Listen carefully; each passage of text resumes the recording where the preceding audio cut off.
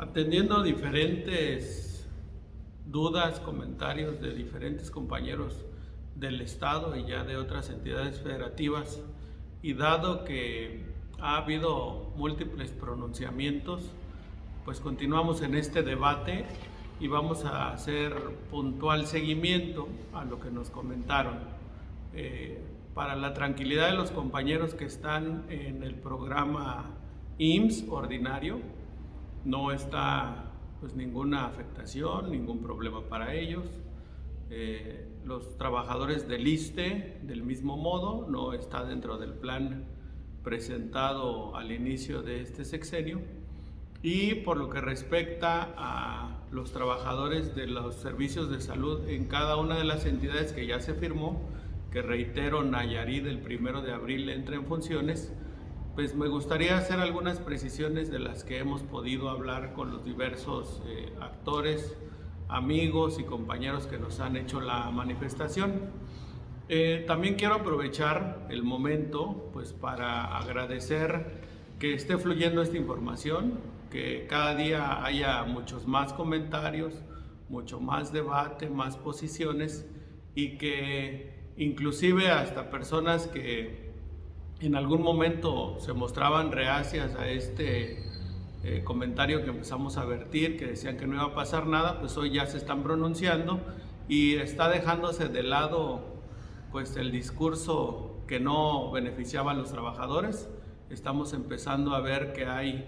una verdadera preocupación, no nada más de los trabajadores en Chiapas, de los trabajadores en la Ciudad de México, en Veracruz, en el propio Nayarit, Tlaxcala, en Colima, y entonces va a empezar a fluir de mayor forma y en mayor número la información que hasta el momento nos han vertido pues las autoridades de forma extraoficial. Se hablaba de que el día 23 de marzo se iba a publicar la calculadora, y apenas ayer escuchaba yo la postura de un compañero en la que decía, bueno, pues tal vez nos convenga, tal vez es mejor. Recordemos que la corrupción en la Secretaría de Salud es la que ha facilitado, por lo menos en Chiapas, que se saqueen nuestros recursos, que nos quiten nuestras prestaciones, como fue el caso aquí en el estado de Chiapas de pues las aportaciones a nuestro sistema de ahorro para el retiro, nuestros pagos que ya habíamos hecho al FOBISSSTE. Y entonces yo le decía, bueno, tenemos que pensar en un bien mayor, y esto es, de manera inicial, pues como todos lo hemos hecho y hemos estudiado los diversos documentos que ya existen el día de hoy, tengo en mi poder una extracción que hice del contrato colectivo de trabajo del IMSS. Debemos recordar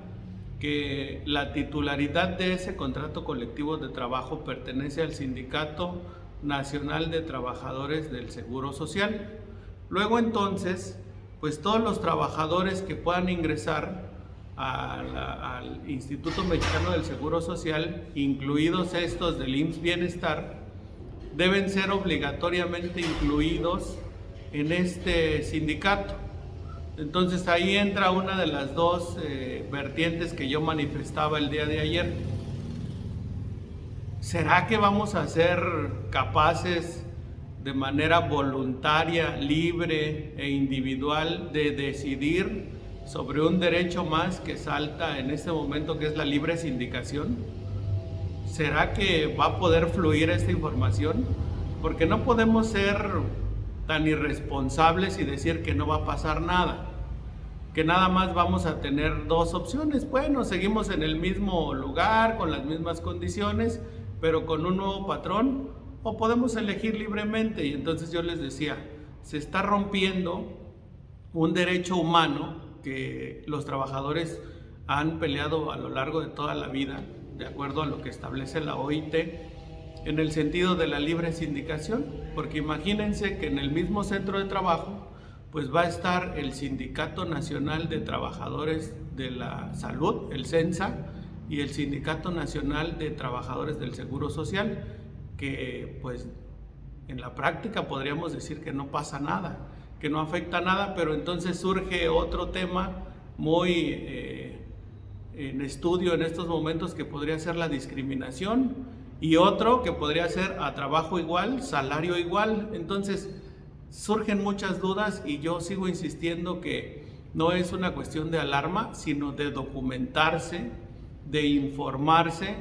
de que lo que nosotros vertimos, los que nos damos el tiempo de estudiar, lo que nos damos el tiempo de buscar los documentos, los convenios, lo que ya existe en los reglamentos y en la propia ley y la Constitución, que también ustedes lo busquen, porque va a haber muchas personas que digan pues cuestiones que no son reales y que pues simplemente son opiniones. En este mundo de la información todos emitimos opiniones y a veces no las fundamentamos. Entonces recordemos que los trabajadores, de acuerdo a la cláusula 11 del contrato colectivo de trabajo, pues tienen las categorías que en él establece, y en el número 6 establece estos trabajadores que prestan servicios en el programa federal IMSS Bienestar, y que indudablemente estos trabajadores pues tienen que cumplir un requisito para ingresar. Si ustedes preguntan con algún compañero o amigo que trabaje en el IMSS, ustedes sabrán que es una de las instituciones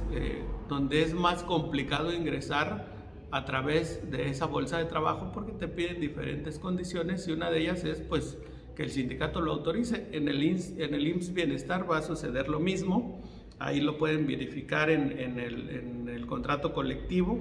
y cómo es que se tiene que integrar esta bolsa de trabajo, porque hay un reglamento,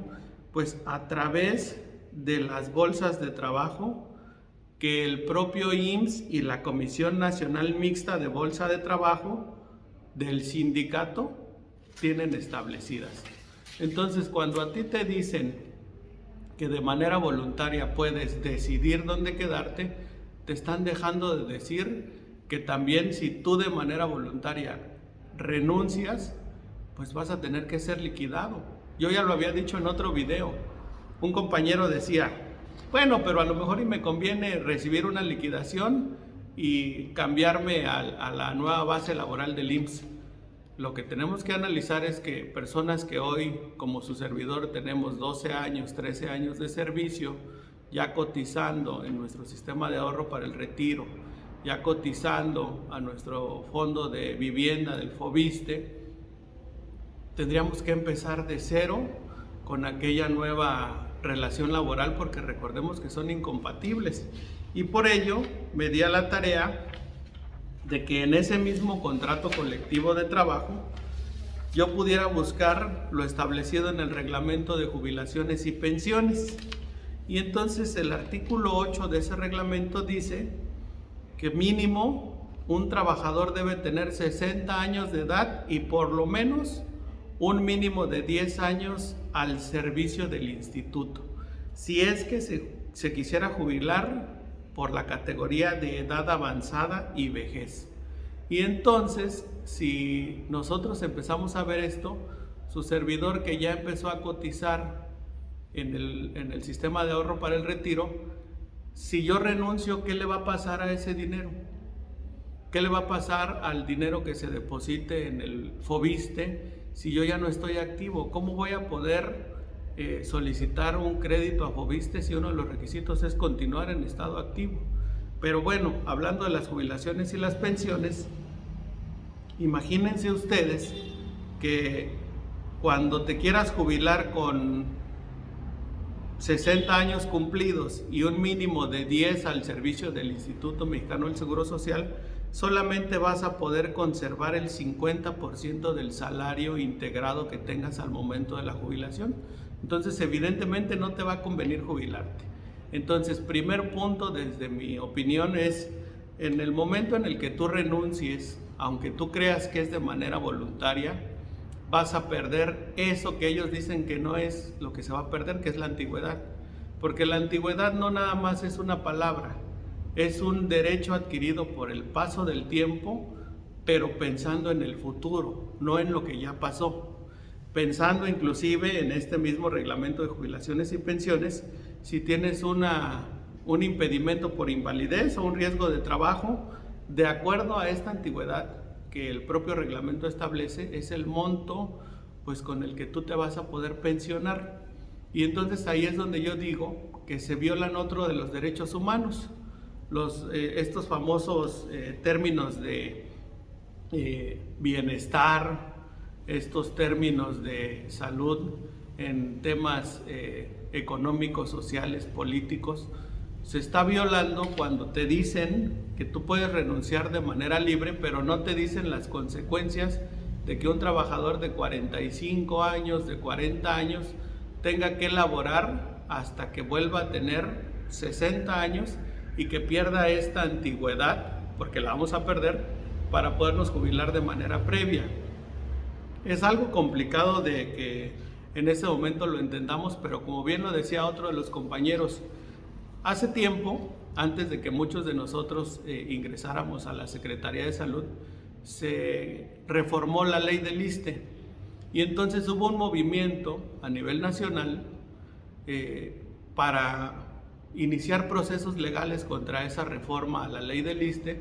y principalmente fue encabezada por maestros y por trabajadores de la salud,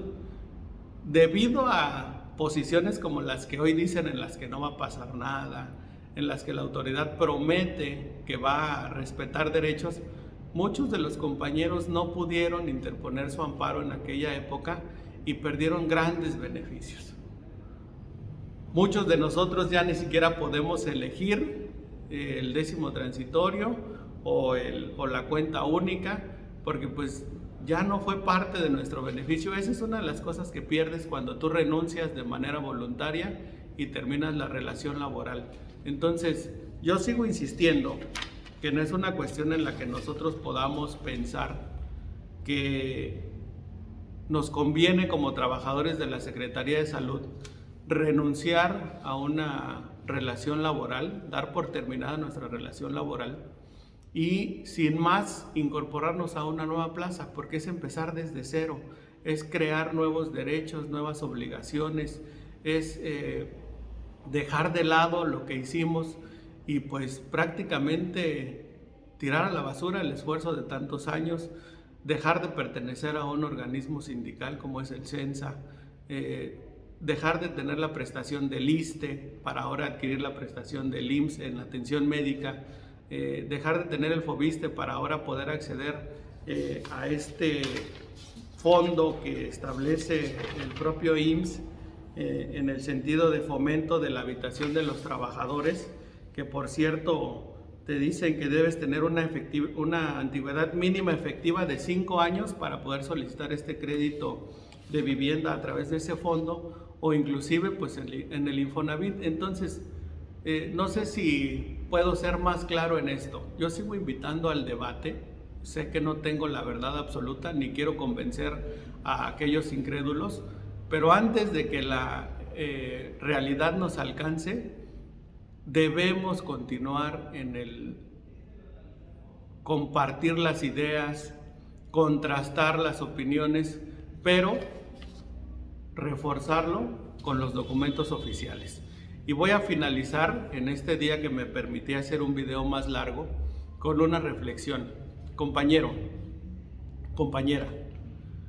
cuando se prometió la creación del INSABI y la desaparición del Seguro Popular, dijeron lo mismo. No va a haber regresión ni violación en derechos laborales de los trabajadores. Recuerden que también dijeron que iba a haber basificación. Y después de 3 años, la realidad es que ha habido despidos, ha habido violación a derechos de los trabajadores, ha habido falta de efectividad en el INSABI y hoy ese INSABI lo están dejando de lado, ni se menciona,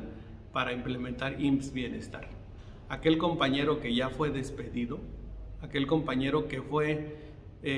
violentado al eliminar la comisión que tenía de más de 6 meses en su centro de trabajo,